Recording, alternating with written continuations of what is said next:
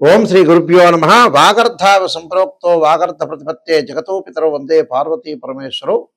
వ్యాసాయ విష్ణురూపాయ వ్యాసరూపాయ విష్ణవే నమో వై బ్రహ్మనిదే వాసిష్ఠాయ నమో నమ. గురు బ్రహ్మ గురు విష్ణు గురుదేవో మహేశ్వర గురు సాక్షాత్ పరబ్రహ్మ తస్మై శ్రీ గురవే నమ. ఓం శ్రీమాత్రే నమ. కేతు గ్రహము, కేతు జ్ఞానానికి ప్రతీక అంటారు. అంటే కేతువు యొక్క అనుకూలత కూడా ఉండాలి. అంటే ఛాయాగ్రహాలు అంటావు, ఛాయాగ్రహాల్లో రాహుకేతువులు కూడా చాలా ఇంపార్టెంట్ ఇక్కడ. అలానే వీళ్ళు నోడల్ పాయింట్స్ అంటారు. ఈ నోడల్ పాయింట్స్లో కేతు జ్ఞానాన్ని ఇచ్చే గ్రహం కాబట్టి కేతు మనకి ఎలాంటి ఫలితాలు ఇవ్వబోతుంది? ఎందుకంటే కేతువు ప్రస్తుతము పుబ్బా నక్షత్రంలో శుక్ర నక్షత్రంలో ఉన్నారు. ఈ శుక్ర నక్షత్రంలో ఉండటం వల్ల ఎలాంటి ఫలితాలు జరగబోతున్నాయి అంటే మార్చి మనకి 29వ తారీఖు వరకు కూడా తెల్లవారుజాము వరకు కూడా ఎలాంటి ఫలితాలు జరగబోతాయి అంటే శుక్ర నక్షత్రంలో కేతు ఉండటం వల్ల ఎలాంటి ఫలితాలు జరుగుతాయి అంటే సహజంగా కుజవత్ కేతు అంటారు. ఈ కేతు యొక్క ఫలితాలను మనం చూసుకునేటట్టయితే మేషాది ద్వాదశ రాశుల వాళ్ళకి ఏ విధంగా ఫలితం ఉండబోతుందో ఒక్కసారి మనం పరిశీలన చేద్దాం. కుంభరాశి వారికి కేతు యొక్క గ్రహం యొక్క ప్రభావం ఏంటి? కుంభరాశి వారికి సప్తమ స్థానంలో కేతు యొక్క సంచారం, కేతు కూడా పుబ్బా నక్షత్రమైన శుక్ర నక్షత్రంలో ఉండటం వల్ల ఎలాంటి ఫలితాలు జరగబోతున్నాయి అంటే కుంభరాశి వారికి ఆత్మవిశ్వాసం బాగా పెరగటం, ప్రణాళికాబద్ధంగా చేయాలనుకోవటం, ఒక ప్రణాళికను అనుసరించి ముందుకెళ్ళటం వల్ల వాళ్ళకు అనుకూలమైన ఫలితాలు వస్తాయి. కొత్త నిర్ణయాలు, విద్యార్థులు కొత్త కోర్సుల్లో చేరటము, అలానే వాళ్ళు అనుకున్న పనులన్నీ కూడా సాధించే అవకాశాలు ఎక్కువ ఉంటాయి. మంచి కాలం అనేది గుర్తుంచుకోండి. ఇది ఈ రాశి వారికి వచ్చేటప్పుడు అంటే కేతు యొక్క ప్రభావం వల్లనే, అంటే కేతు మంచి చేస్తాడు, మిగతా గ్రహాలు అనేది కాదు. అయితే సరైన సమయంగా ఉండే అవకాశాలు ఎక్కువ ఉంటాయి. మీ మాటకు విలువ బాగా పెరిగే అవకాశాలు ఉంటాయి. మీరు చెప్పే విషయాలు అందరూ శ్రద్ధగా వినే అవకాశాలు ఉంటాయి. మీలో ప్రతిభ కూడా బయటపడే అవకాశాలు ఉంటాయి. ఆనందంగా ఉంటారు. పెండింగ్ పనులన్నీ కూడా పూర్తి చేసే అవకాశాలు ఎక్కువ ఉంటాయి. కమ్యూనికేషన్ రంగంలో ఉండే వాళ్ళకు కూడా అద్భుతమైన కాలం అని చెప్పుకోవచ్చు. అయితే కేతు యొక్క ప్రభావం వల్ల ఏ విధంగా ఉండబోతుంది అని అంటే దీనిలో నెగిటివ్ కూడా ఉంది. వైఫ్ అండ్ హస్బెండ్ రిలేషన్లో డిస్ప్యూట్స్ రాకుండా, ప్రాబ్లమ్స్ రాకుండా, ఇద్దరు ఒకళ్ళ మాటను ఒకళ్ళు అర్థం చేసుకుని అపార్థం చేసుకోకుండా ఉండటం చాలా మంచిది. అలానే అన్నదమ్ముల మధ్యలో గొడవలు రాకుండా వైఫ్ అండ్ హస్బెండ్ రిలేషన్లో కూడా చాలా ఇంపార్టెంట్. రియల్ ఎస్టేట్ రంగం వాళ్ళు కానీ, అలానే పిత్రార్జితం విషయంలో కానీ, ఫైనాన్షియల్ పరంగా కానీ, అలానే కెమికల్ కంపెనీ రంగంలో ఉన్న వ్యక్తులందరూ కూడా కొంత జాగ్రత్తగా ఉండాలి. ముఖ్యంగా వైఫ్ అండ్ హస్బెండ్ రిలేషన్లో చాలా ఇంపార్టెంట్గా తీసుకుని ముందుకు వెళ్ళాలి. అంటే కొత్త నిర్ణయాలు తీసుకోవటం అనేది మంచిదే. ఉద్యోగపరంగా కూడా కొన్ని ఇబ్బందులు కలిగే అవకాశాలు ఎక్కువగా ఉంటాయి కాబట్టి నిర్ణయం తీసుకోవటంలో చాలా జాగ్రత్తగా అనుసరించి నిర్ణయం తీసుకోండి. సరే, భార్యాభర్తల మధ్యలో వైఫ్ అండ్ హస్బెండ్ రిలేషన్లో భార్య ఒక మాట అన్నా, భర్త ఒక మాట అన్నా ఏదో రకమైన ప్రాబ్లమ్స్ వచ్చే అవకాశాలు ఉంటాయి కాబట్టి కొద్దిగా శ్రద్ధ పెట్టి ముందుకు వెళ్తే మంచి జరిగే అవకాశాలు ఎక్కువ ఉంటాయి. అలానే చాలా విషయాల్లో కూడా ప్రతి వాళ్ళు చెప్పిన మాట వినకుండా ఫైనాన్షియల్ పరంగా ఎదుగుదల విషయంలో కూడా కొంత జాగ్రత్త ఉండాలి. తల్లి యొక్క ఆరోగ్య విషయంలో కూడా కొంత శ్రద్ధ పెట్టి ముందుకు వెళ్ళండి. ఇవన్నీ కూడా గోచార రీత్యా తిప్పబడే ఫలితాలు అంటారు. అంటే గోచారం కూడా ప్రాధాన్యత ఉన్నా బర్త్ చార్టు, జన్మజాతకం చాలా ఇంపార్టెంట్. చాలామంది కూడా లైఫ్లో నాకేమి జరగట్లేదు, ఫైనాన్షియల్ పరంగా ఇబ్బందులు ఉంటాయి, మ్యారేజ్ జరగట్లేదు, సంతానం కలగట్లేదు, ఒక వ్యాపారంలో నేను ఉండలేకపోతున్నాను, ఇల్లు కొనుగోలు చేయలేకపోతున్నాను చాలామంది చెబుతుంటారు సహజంగా. కానీ నిజం చెప్పాలంటే ఏమిటనంటే వాళ్ళు బర్త్ చార్ట్ను సరిగా అనుసరించరు. అనుసరించకపోవటం అంటే ఏంటంటే జీవితం అనేది ఎప్పుడు కూడా మన చేతుల్లోనే ఉంటుంది. మన చేతుల్లో ఉండటం అంటే ఏంటంటే భగవంతుడి యొక్క అనుగ్రహం ఉండాలి. అలానే మన జాతక పరంగా ఏదైతే దోషాలు ఉంటాయో ఆ దోషాలను నివారణ చేసుకోవడం కూడా చాలా ఇంపార్టెంట్. దగ్గరికి వచ్చే వాళ్ళందరూ కూడా చాలామంది కూడా ఎందుకు పొరపాటు పడుతున్నారో నేను చాలా రీసెర్చ్ చేశాను. నేను 95 దగ్గర నుంచి ఆస్ట్రాలజీలో ఉన్నాను. అది MSc mathematics, MA astrology, MA English, MA Telugu. మా పూర్వీకులందరూ కూడా జ్యోతిష సిద్ధాంతులే. అయితే ఇక్కడ ప్రత్యేకంగా మా నాన్నగారు బ్రహ్మశ్రీ నాయకంటి కుమారస్వామి శర్మ దైవజ్ఞ అని ఇంటర్నేషనల్ ఆస్ట్రాలజరు, శ్రీశైలంలో ప్రధాన పురోహితుడు కూడా పనిచేశారు.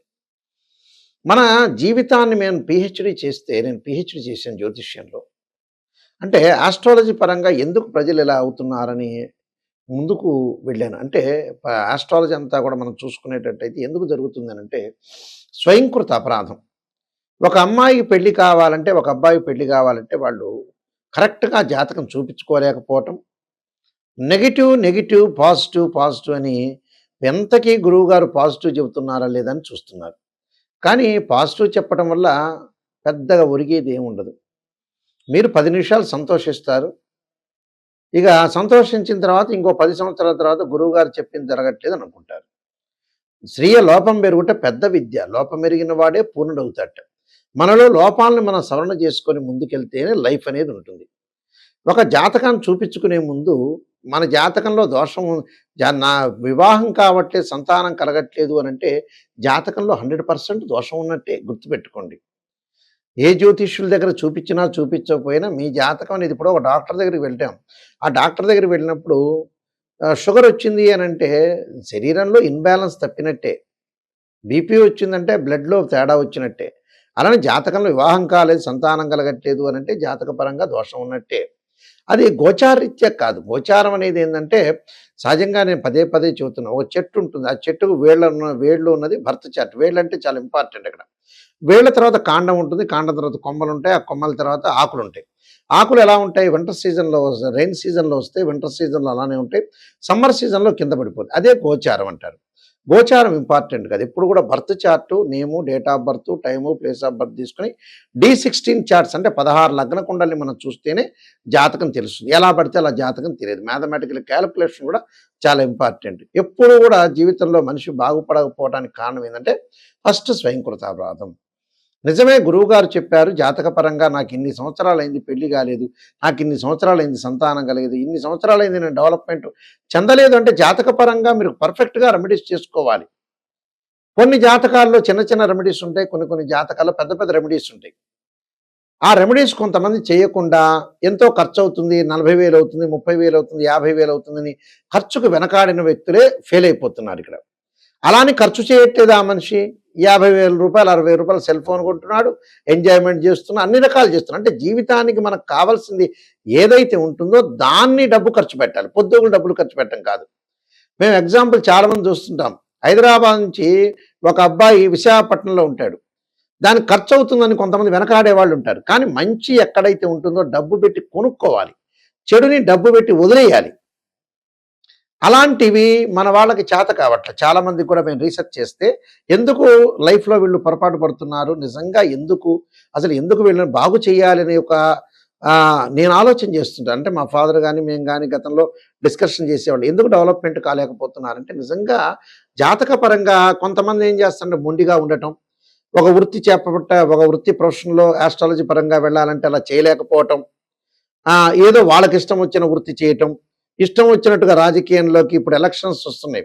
ఎలక్షన్స్లో వద్దు అని అంటే రాజకీయంలో పోటీ చేయటం, డబ్బులు పోగొట్టుకోవటం. కొంతమంది బాబు ఈ ఇల్లు కొనుక్కోండి, మీ దగ్గర డబ్బులు ఉన్నాయి, ఇల్లు కొనుక్కోండి అని చెబితే కొంతమంది కొనుక్కోలేకపోవటం. ఎందుకంటే సలహాలు అనేది చాలా ఇంపార్టెంట్ ఇక్కడ లైఫ్లో. ప్రతిదీ కూడా ఆస్ట్రాలజికల్గా బేస్లో ఆస్ట్రాలజికల్గా అనుసరించి ఆస్ట్రాలజీలో ఏముంది, మ్యారిటల్ స్టేటస్ కానీ, అలానే మనకి చిల్డ్రన్స్ కానీ, ఇన్కమ్ గ్రోత్ కానీ, ఎంప్లాయ్మెంట్ కానీ, అలానే ఫైనాన్షియల్ స్టేటస్ కానీ, అలానే ఏదైతే ఇళ్ళు కొనుగోలు చేయాలన్నా, ల్యాండ్స్ కొనుగోలు చేయాలన్నా, హెల్త్ పరంగా ఉండే విషయాలు కానీ చాలా జాగ్రత్తగా అనుసరించి లైఫ్లో ముందుకెళ్ళాలి. ఎక్కువ కాలం చాలామంది కూడా ఈ మధ్యన ఎక్కువ కాలం బతుకుతున్నారు అనుకుంటున్నారు. పాత వాళ్ళంతా 80, 85, 90 అలా బతికారు. కానీ లైఫ్ అనేది ఎలా ఉంటుందంటే 50 ఏళ్ళు 55 ఏళ్ళు కాగానే ఆ లైఫ్లో అతను ఆరోగ్యపరంగా ఇబ్బందులు రావటం, బీపీ రావటం, షుగర్ రావటం. చూడండి ప్రతి 10 మందిలో ఎక్కువ మంది షుగర్ ఉంటుంది. చాలామంది ఇంట్లో షుగర్ లేకపోయినా ఒంట్లో షుగర్ గ్యారంటీగా ఉంటుంది. అంటే లైఫ్ అనేది గ్యాస్ ట్రబుల్ రావటం. అందువల్లే పాత రోజుల్లో చిన్నప్పుడు వివాహం చేసేవాళ్ళు 24, 25కే చేస్తే ఖచ్చితంగా తండ్రికి 78 ఏళ్ళు వచ్చేటప్పుడు 53 ఏళ్ళ కొడుకుండేవాడు. అవన్నీ అనుసరించాలి కొన్ని విషయాలు. అంటే మనం ఎక్కడ తప్పు చేస్తున్నాం, ఎక్కడ మిస్టేక్ చేస్తున్నాం అనేది అనుసరించండి. అనుసరిస్తే 100% వాళ్ళ యొక్క జీవితం అనేది ఖచ్చితంగా ఉంటుంది. అందువల్ల ఆస్ట్రాలజీ పరంగా నిజంగా రెమెడీస్ ఏంటి, నిజంగా ఏం చేయాలి, కొంతమంది చెబుతుంటారు రకరకాలుగా ఈ మధ్య కాలంలో. ఉప్పు దీపం పెట్టండి, అసలు వాస్తవంగా శాస్త్రంలో లేదు, వేదంలో ఎక్కడా లేదు. ఉప్పు దీపం పెట్టండి, ఆ కొబ్బరికాయ ఇక్కడ కొట్టండి, అన్నదమ్ములు ఉంటే ఈ సంక్రాంతికి ఇది చేయండి. ఇవన్నీ కొంచెం ఫూలిష్నెస్ మాటలు చాలామంది వింటుంటారు ఈ మధ్యన. అంటే డబ్బులు ఖర్చు చేయలేని విషయాలు వింటుంటారు. అలాంటివి కాదు, నిజంగా కొన్ని జాతక పరంగా చిన్న చిన్న మంత్రాలు చదువుకునేవి ఉన్నాయి. కొంతమంది జాతకంలో పెద్ద పెద్ద హోమాలు చేసేవి ఉన్నాయి. మధ్య రకంగా హోమాలు, అభిషేకాలు చేసేవి ఉన్నాయి. రకరకాల రెమెడీస్ ఉంటాయి దానికి. అంటే మన శక్తిని బట్టి మనం చేసుకోవచ్చు, తప్పేం లేదు. కానీ మీకు శక్తి లేదు కదా అని మనం ఏదో చిన్న రెమెడీ చెప్పిన తర్వాత మీరు ఆశపడుతూ ఉంటుంటారు. నిజంగా జరుగుతుందా లేదా అని. అంటే రైతులు పాపం వర్షాని కోసం ఎదురు చూస్తున్నట్టుగా మీరు కూడా గురువుగారు చిన్న రెమెడీ చెబితే చాలే అనుకుంటా. కాదు, కొన్ని జాతకాలకు పెద్ద రెమెడీస్ ఉంటాయి, మధ్య రకమైన రెమెడీస్ ఉంటాయి. అసలు రెమెడీ చేయక్కర్లేదు అని కూడా చెప్తాం మేము. ఒక మంత్రంతోనే పోతుంటుంది. కానీ నిజంగా ఏమిటి అనేది తెలుసుకోవాలి. కానీ ఉప్పు దీపాలు అవన్నీ కాదు, మంత్రం అన్న చేయాలి, నవగ్రహాల ప్రదర్శనం చేయాలి. జాతకం ఏ అయితే గ్రహం బాగలేదు దానికి జపం కానీ, అభిషేకం కానీ, హోమం కానీ, పాశుపతాస రుద్రాభిషేకాలు కానీ, ఇలాంటివి చాలా ఇంపార్టెంట్ ఇక్కడ. అయితే ఇలాంటివన్నీ చేయకుండా నేను జ్యోతిష్యుడి దగ్గర చూపించుకున్నానండి, ఆయన బాగానే చెప్పాడు, నాకు సంతోషకరంగా చెప్పాడు. ఈ మధ్య కాలంలో ఒక వ్యక్తికి నేను చెబుతూ ఉంటే, గురువు గారండి ఇప్పుడు నెగిటివ్ ఉన్నది నెగిటివ్ చెప్పాలి, పాజిటివ్ ఉన్నది పాజిటివ్ చెప్తారు. అసలు జీవితంలో పాజిటివ్నే లేదనుకోండి, ఏం చేస్తాం? కొంతమంది పాజిటివ్ కూడా ఉంటుంది, ఫుల్ పాజిటివ్ ఉంటుంది, కొంతమంది నెగిటివ్ ఉంటుంది. యోగాలు అనేవి కూడా గుర్తుపెట్టుకోండి. ప్రతి జాతకంలో మన కంప్యూటర్లో కొట్టంగానే యోగాలను కనపడుతుంటాయి. గజకేశ్వర యోగం అని, రవి బుధాదిత్య యోగం అని, చంద్రమంగళ యోగం అని. అన్ని యోగాలు అందరికీ ఉండవు. ఏదో కొన్ని కోట్ల మందిలో కొంతమందికి మాత్రమే యోగాలు ఉంటాయి. కానీ అందరికీ కూడా బుధాదిత్య యోగాలు, చంద్రమంగళ యోగాలు మాకు బాగా ఉన్నాయి, విపరీతంగా ఉన్నాయి అని అనుకోవద్దండి. నిజంగా యోగం ఉందే లేదో తెలుసుకోండి. యోగం అంటే ఏంటంటే 2 గ్రహాల యొక్క కలయిక. ఇలాంటి విషయాలన్నీ కూడా మీరు అనుసరించండి. అయితే www.nayakanti.com, www.nayakanti.in చూడండి. నేను 15 పుస్తకాలు రాజమండ్రి మోహన్ పబ్లికేషన్ వాళ్ళకి రాశాను. నేను కాలసర్పయోగము, కాలసర్పయోగ చంద్రిక, రాహుకేతులు, ఛాయాగ్రహాలు, అలానే పుత్రగణపతి వ్రతము, స్వప్నశాస్త్ర ఫలదీపిక, అలానే వివాహ మార్తాండము, జాతక చంద్రిక, బృహత్ పరిహార సింధు, ఇలాంటి నెంబర్ ఆఫ్ సర్వదేవతా గోత్ర పౌరులు పార్ట్ 1, పార్ట్ 2, ఇలాంటి నెంబర్ ఆఫ్ ఆస్ట్రాలజీ బుక్స్ అన్ని కూడా రాశాను. ఆ బుక్స్ కూడా మా దగ్గర దొరుకుతాయి. కావాలంటే రాజమండ్రి మోహన్ పబ్లికేషన్ వాళ్ళు కూడా మీరు సంప్రదించవచ్చు. కానీ జాతకం చెప్పించుకునే వాళ్ళు ఎవరైనా సరే నా దగ్గరికి వచ్చేవాళ్ళు నిజాన్ని తెలుసుకోవడానికి మాత్రమే రండి. ఎందుకంటే మిమ్మల్ని నేను బాగు చేసే స్థితికి రావాలి, మిమ్మల్ని సేవ్ చేయాలి. సేవ్ చేయకుండా కేవలం పొగిడేటట్టయితే జాతకం చెప్పించుకోవడం దండగా, ఓపెన్గా చెబుతున్నాను. మీ కన్సల్టింగ్ ఫీజు కూడా దండగే. నిజం తెలుసుకోండి. నిజం తెలుసుకొని ఆ చిన్న మంత్రంతో పోతుందా, లేకపోతే ఓ టెంపుల్ సంప్రదించాలా, లేకపోతే నిజంగా హోమం చేయాలా, నిజంగా యాగం చేయాలా, అసలు నిజంగా తగ్గుతుందా లేదా, లేకపోతే వేరే దశల్లో కూడా జీవితం అనేది మారుతుందా అంటే ఇన్ని రకాల అనాలిసిస్ చేయాలి. అనాలిసిస్ చేస్తేనే లైఫ్ అనేది బాగుంటుంది. అందువల్ల నిజాన్ని తెలుసుకుని, నిజం అనేది నిప్పు లాంటిది. సత్యం ఎప్పుడూ కూడా సత్యంగానే ఉంటుంది. అసత్యం ఎప్పుడైనా 10 ఏళ్ల తర్వాత అయినా బయటపడేది. ఈరోజు కాదు, రేపు కాదు, ఎల్లుండి కాదు, ఖచ్చితంగా బయటపడుతుంది. కాబట్టి మీ అందరికీ కూడా తప్పకుండా మంచి జరగాలని, శ్రీ పరమేశ్వరుడి యొక్క కరుణాకటాక్షం ఉండాలని ఆశిస్తూ, సర్వే జనా సుఖినో భవంతు.